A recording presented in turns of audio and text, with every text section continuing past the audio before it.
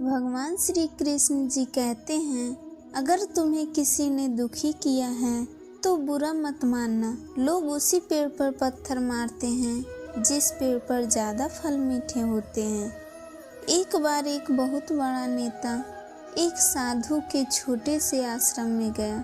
वह साधु के बारे में बहुत सुना था, तो उसके मन में विचार आया कि मैं भी एक बार जा कर के देखता हूँ कि लोग उसकी इतनी तारीफ क्यों करते हैं। जब वह उस आश्रम में गया तो वहाँ पर एक छोटा सा कमरा था जहाँ पर एक कालीन बिछा हुआ था।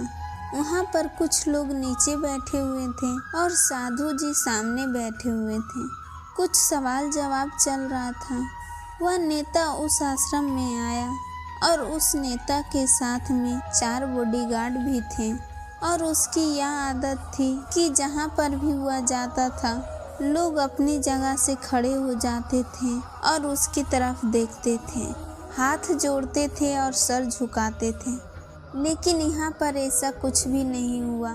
साधु व्यस्त होने के कारण उसकी तरफ देखा तक नहीं। तभी नेता को लगा कि यह मेरी बेइज्जती है और वह इस बात से गुस्सा हो गया। नेता ने थोड़ा गुस्से से साधु की बात को बीच में काटते हुए कहा कि मैं आपसे कुछ कहना चाहता हूँ। साधु ने उसकी तरफ देखा और बोला, आप थोड़ी देर रुकिए, पहले मैं इनके सवाल का जवाब दे दूँ, उसके बाद मैं आपसे बात करता हूँ। तब तक आप अगर चाहे तो आप बैठ सकते हैं। बस साधु इतना कहने की ही देरी थी। नेता का चेहरा गुस्से से लाल हो गया और फिर उसने अपना सारा गुस्सा उस साधु पर निकाल दिया। अभी तक वह नेता बहुत तमीज से आप का करके बात कर रहा था, लेकिन अब वह तू तड़ाक पर उतर आया। नेता ने उस साधु को कहा, तुझे पता भी है मैं कौन हूँ और तू किससे बात कर रहा है? साधु ने उसकी तरफ देखा और कहा, मुझे इससे कोई फर्क नहीं पड़ता कि आप कौन हैं, लेकिन आप जो कोई भी हैं, अगर आप चाहते हैं कि मैं आपके सवाल का जवाब दूं या आपसे बात करूं तो आपको कुछ देर रुकना होगा। और साधु की इतना कहते हुए नेता गुस्से से पागल हो गया और वहीं सबके सामने चीखने चिल्लाने लग गया।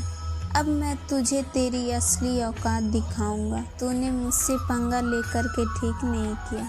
तुझे पता भी है मैं तेरे बारे में क्या सोचता हूँ? साधु ने फिर से नेता की तरफ देखा और बड़े ही प्रेम से कहा कि मुझे इससे कोई फर्क नहीं पड़ता कि आप मेरे बारे में क्या सोचते हैं। आप जो चाहे हुआ मेरे बारे में सोच सकते हैं। फिर नेता ने उससे कहा कि तू चाहे सुनना चाहता है या नहीं, लेकिन मैं तुझे यही सबके सामने बताऊंगा कि मैं तेरे बारे में क्या सोचता हूँ। तू कोई साधु नहीं है, तू एक बहुत ही घटिया इंसान है। तू एक ढोंगी है, पाखंडी है और यहाँ पर जितने भी लोग बैठे हैं उन सबको बेवकूफ़ बना रहा है। तेरा बस एक ही मकसद है, इन लोगों की जेब में जितना भी पैसा है वह सब तेरे पास में आ जाए। तू अपने फायदे के लिए इन लोगों को इस्तेमाल कर रहा है और अब मैं तुझे नहीं छोड़ने वाला हूँ। पूरी दुनिया के सामने तेरा पर्दा फासा करके रहूँगा। लेकिन उसके इतना बोलने के बाद भी हल्की सी मुस्कान उस साधु के चेहरे पर बनी ही रही। यह देखकर वह और भी तिलमिला गया और उसने कहा, अब बहुत हो गया, अब मैं यहाँ 1 मिनट भी नहीं रुकने वाला। लेकिन अभी भी तेरे पास मौका है। अगर मुझसे माफ़ी मांगनी है या मुझसे कुछ कहना है तो कह सकते हो।